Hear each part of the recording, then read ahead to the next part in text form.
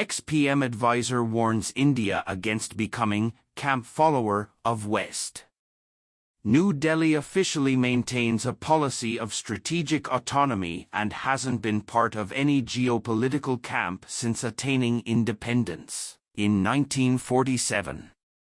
Nonetheless, India has ramped up defense ties with the US and has concerns about China amid the ongoing Ladakh border dispute. India faces the real danger of becoming a camp follower of the West given efforts by the US and its allies to preserve their declining global hegemony, a former prime ministerial advisor told Sputnik. Sudhindra Kulkarni, an ex-member of the Bharatiya Janata Party (BJP), and aide to late Indian leader Atal Bihari Vajpayee, explained that New Delhi should not fall into the Western trap and abandon its policy of strategic autonomy that has served it well since independence. With the inevitable rise of India and China, the global domination of the West is coming to an end. Fearing this, Western powers are trying to lure India into their camp in order to contain China. India must not fall into their trap.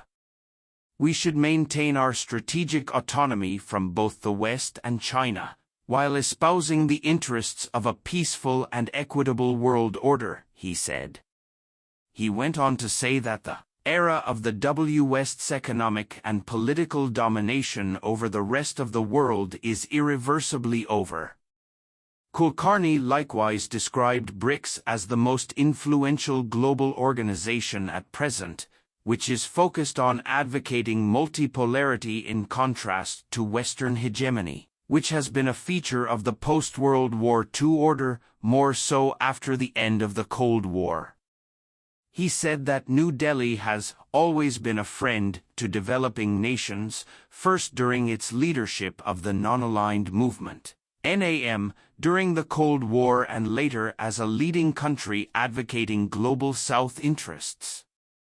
BRICS remains an important platform for promoting India's foreign policy for the purpose of creating a new world order in the 21st century that is more democratic, equitable and peaceful, the expert underlined. The remarks come amid ongoing efforts by the US to include India as a member of NATO+, as the alliance eyes to expand its footprint in the Indo-Pacific to counter the systemic challenge posed by China. Meanwhile, U.S. defense exports to India have risen to over $18 billion in the last decade. In 2016, the U.S. designated India as a major defense partner. U.S. Defense Secretary Lloyd Austin will visit New Delhi this month in a bid to further expand bilateral defense cooperation. Prime Minister Narendra Modi is also scheduled to pay a state visit to the U.S. on June 22, his first under the Biden administration. India must get more active in BRICS, expert. Strategic affairs analyst Praveen Soni argued that although New Delhi, along with Russia and China, was one of the founding members of the BRICS grouping, it is punching below its weight as far as its role in the multilateral grouping is concerned. Although India is one of the founding members of the BRICS, it is viewed as pro-US. India needs to step up its role in BRICS, else its position won't be liked by China or even perhaps Russia. India needs to get more active in the grouping, else its role will diminish, Soni told Sputnik.